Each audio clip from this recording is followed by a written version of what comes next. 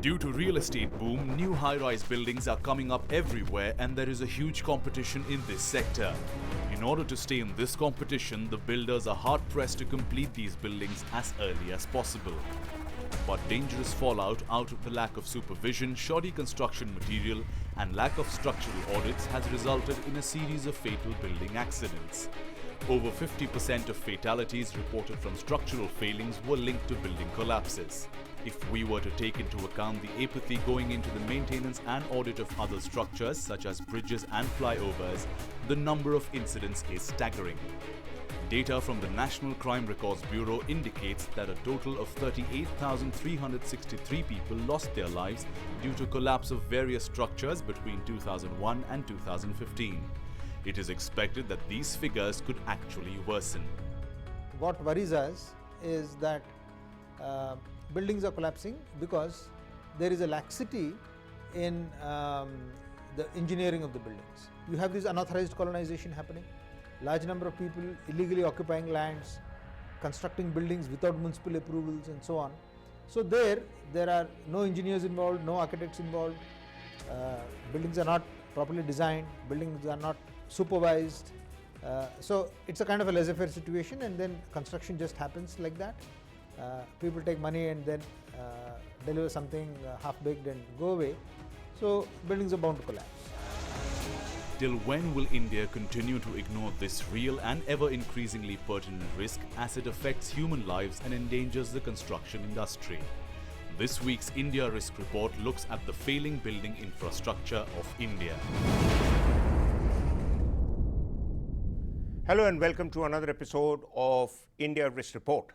And in this episode, we are looking at the structural safety of urban infrastructure, particularly in the light of the fact that there are increasingly a number of accidents that are being reported of infrastructure collapsing or poorly built buildings falling on individuals and destroying the lives of many families. And while the country is on a ticking time bomb in terms of the infrastructural weaknesses that we see all around us, there seems to be very little immediate enforcement of the law or regulations which can ensure that the residents or the users of infrastructure could be in a far more comfortable position, particularly as more and more incidents are now being reported in urban areas, when in the past the experience was that these infrastructural damages were from old buildings in rural areas. But we have two experts who are going to help us understand that the risk that this poses both to individuals and to businesses. And we have with us once again on the show Professor V.K. Paul, who's the head of the Department of Building Engineering and Management at the School of Planning and Architecture. Welcome once again, sir, on the show. And we have with us Mr. Mittal, who's the structural engineer and member of the Code of Committees of the Bureau of Indian Standards, as well as a consultant and has his own business in the field of infrastructure and construction. So I'll start with you, Mr. Mittal. What do you think you'd like to put your finger on immediately? If I was to ask you to give me an answer in 1 minute, why is all this being reported now? Are all the buildings that are being reported are too old to be around, and therefore they all seem to be falling at the same time?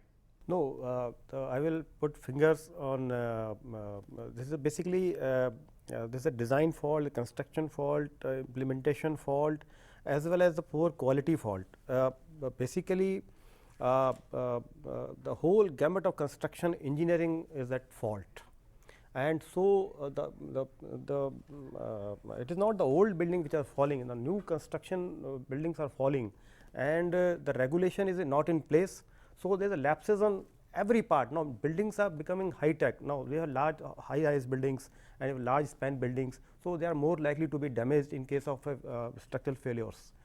Earlier we used to have a small buildings, low-rise buildings and low span buildings, so there were less chances of damages. Okay, now while I concede that about 51.8% of India's territory is susceptible to earthquakes and earthquake related natural disasters, which in turn would see buildings fall. But to the credit of many builders, and I live in one of those high rises, and I have faced in Gurgaon some experience over the last several years of earthquakes where I have been on the top floor and I have seen the building move, but barring aside minor cracks here and there, there has been no serious damage. I saw the fan and I saw the lights in my room shaking, but even then there was no serious crack. So there can be well implemented programs. But Professor Paul, sir, it is said that professors at the School of Architecture or architecture professors often tell students a joke that God is kind and concrete is strong, so go ahead and build. So therefore, it's all left to good concrete and to the will of God, and the necessary measures are not always incorporated. And also we have a limitation that we don't have very rigorous checks in place to ensure that the building is ready and in good condition for use. Now, is that a blanket approach that we can take while being critical of the buildings that have come up, or obviously it could vary from place to place? Yes, you can take it as a blanket statement, but unfortunately God gave us very nice material called concrete, but we with our own non-professional approaches have ended up creating this beautiful material which can give us a life of about 60, 70, 80, 100 years. And today we are doing it in such a bad way in many cases that this beautiful material does not live even 10, 15 years, and we can see cracks and the way it is done. Unfortunately, the practice of using these materials is so bad that we are not able to get the required strength or the value of this material. While we may, in terms of academic input, we may say that this is a beautiful material, but when it comes to the implementation on site, unfortunately there are lots of loose and as you say, the quality assurance, quality control on site is very bad. And on top of that, we have the designs which are fundamentally flawed. So in those designs, even a good material will not work. So we have two things, the basic design failing in good principles and the quality controls and checks happening at the site. That's actually out of control. Okay, so Mittal Saab, right, those are the things about design, quality controls, etc., etc. But as a consultant, what worries you, or does it work in your favor that the building industry is unregulated? No, building industry is highly unregulated, highly unorganized sector, and it is very worrisome for us consultant, because when we are designing any building or any structure, see, we are not sure whether the design we are providing will be implemented or not, whether quality control at site will be there or not. In case of any failure, knowingly or unknowingly, we will also be part of that that issue, that problem. So, being unregulated is not a good for any professional. It is a very troublesome thing for any professional. So, this sector needs to be regulated, and there is a very serious issue, and we are taking up this issue with the government for a long time, and I think government is not very serious about regulating this profession. This engineering profession is not regulated in our country. It's a very surprising thing. Well, the New York Times apparently has said that often people lack the proper qualifications to build. Now, qualification is what schools like yours give out, and they say it is left into the hands of politicians, their relatives or associates to get on with the process of building, and which obviously leads to people pretending to be architects but not necessarily having an understanding of all the issues that are there in play. Now, is that a fair assessment? You see, as far as architecture profession is concerned, it is regulated, the education is regulated under Architects Act of 1972. Unfortunately, the engineering profession is not regulated. So, if you are going to an engineer, if he is qualified through a defined framework of education, that is not very sure. Whereas as far as the architecture education is concerned, that's regulated under Architects Act. But the trouble here is that having done that, when it goes to the field, the other stakeholder who are the constructors, contractors, skilled people, or the suppliers who actually hands-on deliver it on ground, we have no control over that. So we may have project managers, but project managers work under the persons who give them money. That's a builder or a developer. So if builder and developer is not responsible, then they are in the hands of some wrong practices, and that's where the whole problem starts happening. Quickly, Mr. Mittal, engineering and engineering qualifications are not regulated or words to that effect. You come from that field, and you're also part of Bureau of Indian Standards for that. Do you accept that as one of the limitations? So see, this is one of the very small part of the problem. This is a problem, yes, but this is one small part. See, it is very important to have a qualified, competent professionals working on the projects. So at present, we have a very good engineers. We also have bad engineers. We don't have any system which differentiates between the good and the bad engineer. So public at large is not aware who is a good engineer or a bad engineer. So this is a problem. So there needs to be an Engineers Act or Engineers Bill or a regulatory body which regulates the profession of engineering, particularly those areas where public safety is at risk, like quality assurance and all those things, particularly in civil engineering. So this is very, very important, and government should take action on it very urgently. So this is one important thing. Now, but this is very small part of the whole problem.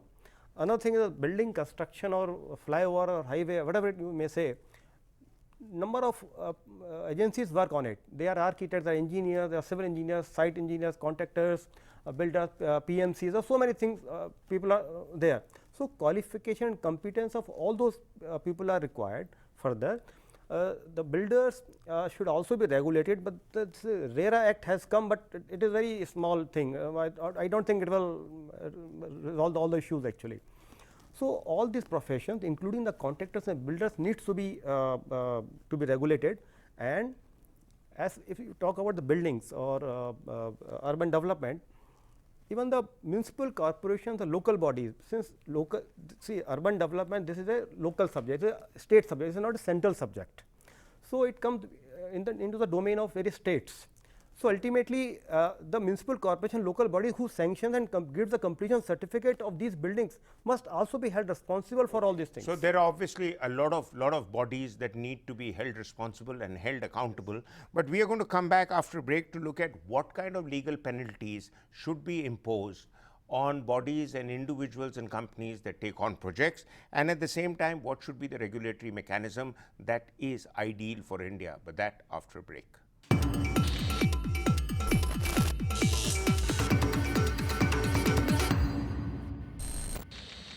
Welcome back. We are looking at the various challenges that India faces in terms of urban infrastructure and the damages to building and its impact on the lives of individuals, and also on the threat to businesses, with buildings collapsing now more frequently in urban areas as against when they used to collapse in rural areas. And we have our two experts still with us. Professor Paulser, what do you think should be, and you talked earlier about the need for regulatory bodies. So what could be the regulatory overhaul that we need to look at, and some easily acceptable and implementable benchmarks that the government should consider putting into place to make a start at least, and add a clause that these will be reviewed every 2 years and improved upon?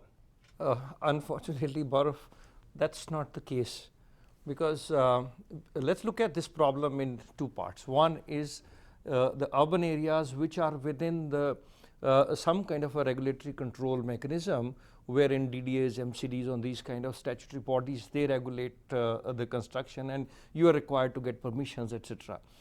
There's a whole lot of other part of the city which is in so-called areas which are rural urban villages or unregulated areas where no permissions are required. So even if they build on their own without looking at codes and standards, there's nothing we can do about it. Yeah, in because fact, 56 years ago in Delhi, there were 110 unauthorized colonies. Yes. Today, they say where about 2,20,000 people lived. Yeah. And today, you have 1,797 unauthorized colonies. At least somebody has a count of the unauthorized colonies. Yeah, But I don't know what kind of people, numbers of people are living out there.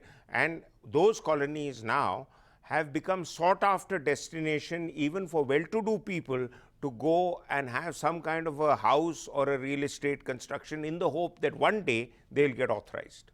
you see, now in these areas, one is there's a motivation that you have 4 times the price of the property across the road, and on this side you have 1/4. That's number one. Secondly, there's no control. You don't have to go to an architect or an engineer or go to anybody and do whatever you want to do.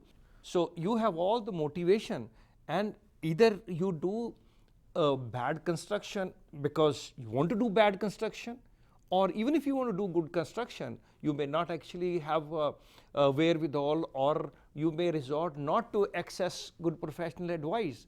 So my submission in this case is, whereas the majority of the city population which lives in these vulnerable places have possibility of reaching out in case of something goes wrong. Number two, have some basic 2, 3, 4, 5 points which can be told to them, which can be kind of through awareness they can be brought about, that at least start doing this till such time we evolve some kind of a mechanism to advise them. Controlling is very, very far-fetched, because control mechanisms even in our other control areas haven't really been very successfully implemented. So if we have to do this, first I would say go for some advisory on fundamental or rational ways where few things can be told to them. So that's where you come in, Mr. Mittal, as a consultant. Absolutely. That your advisories would help at least define that how do you deal with the impact of such disasters or the collapsing buildings, or when the colonies become fairly thriving areas of residence, but things are wrong, where you could either alert people to the dangers, because you see, I have seen with the government, they take extreme steps.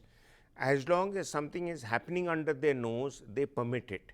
The moment it doesn't meet the agenda of the politicians or the bureaucrats, dozers land up out there and do away with buildings which are perfectly well made and decent, but they may not have followed the usual permission route which greases palms all the way up. So how do you deal with that? See, I will, as Professor Pal said, see, we have two sides of the construction. One is where you need permissions and their regulatory mechanism can work and implementation should be good. That is the one thing.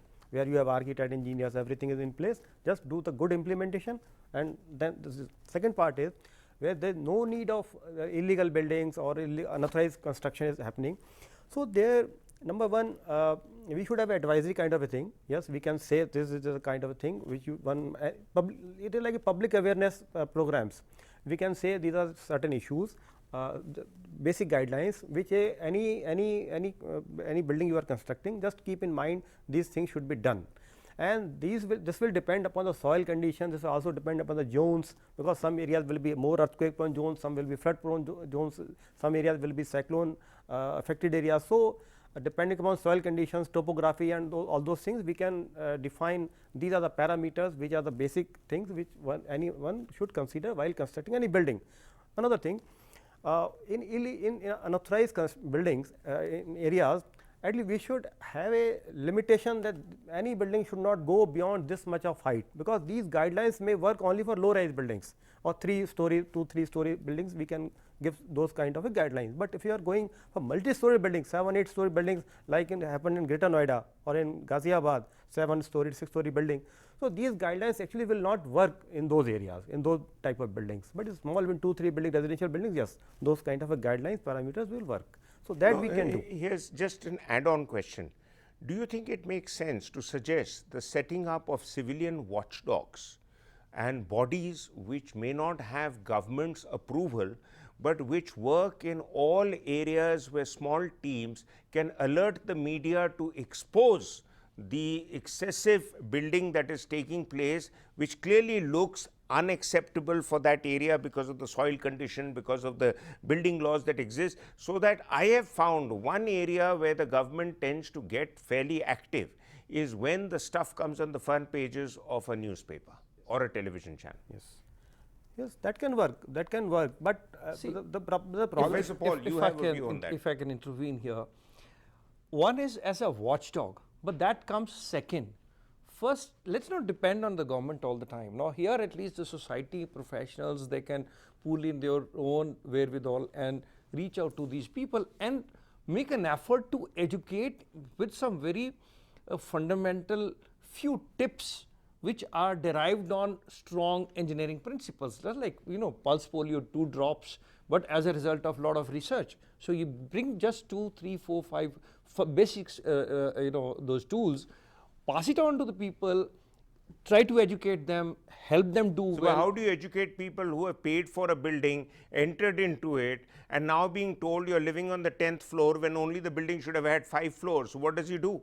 That's where the watchdog role will actually come in, where once you failed that and somebody does not listen, then you play the other role and then take them to the next level. But initial, assuming that anybody who's putting in money, he's a decent fellow and he doesn't want to go the wrong way. So at least take care of that lot of people. Then the ones who don't listen, then the other watchdog role can also be played. But then this is where the society has to come in, because government, as I mentioned, even in a regulated area we have difficulty in implementation, because the rate at which the proliferation is happening in built mass is far greater than the rate at which our capacity to regulate is strengthened. So somewhere we need to pull in our other mechanisms. Yeah, actually population and our desperate need for urbanization is really at the heart of it all. And they are predicting, I think in another next 5-7 years, that our urban population will far exceed the rural population. And therefore the demand for more and more construction. And just give you a quick example, and I want your response to it, that in Chile there was regularly lots of earthquakes, but the Chilean government decided to learn from their mistakes and therefore went across enforcing strong building codes, and today the damage from earthquakes has been reduced dramatically. What stops us from doing that? Are we waiting for another Bhuj or Nepal to happen? Yes, you are waiting.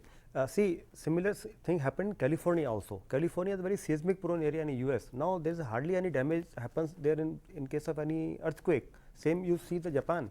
But we have codes, we have BIS codes, we have even we have guidelines and provisions for earthquake resistant buildings, and for each new construction we take a certificate from an engineer that the structure building will be designed as per the BIS code and other codes, and it will be earthquake resistant. But whether it is being designed, it is being constructed, or nobody knows. Yeah, that's unfortunately the tragedy of India. And educated people, companies, big organizations are also happy to get the certification done in a hurry without checking the basic standards, and also they all wait for governmental approval. Whether the government does come to the spot and give it an approval or not is another matter. And finally, the absence of watchdogs and public involvement in what is appearing to be increasingly a point of concern and possibilities of disaster cannot be averted unless we all get involved. Thank you very much for being with us on this show. We'll be back next week with another episode. Until then, goodbye.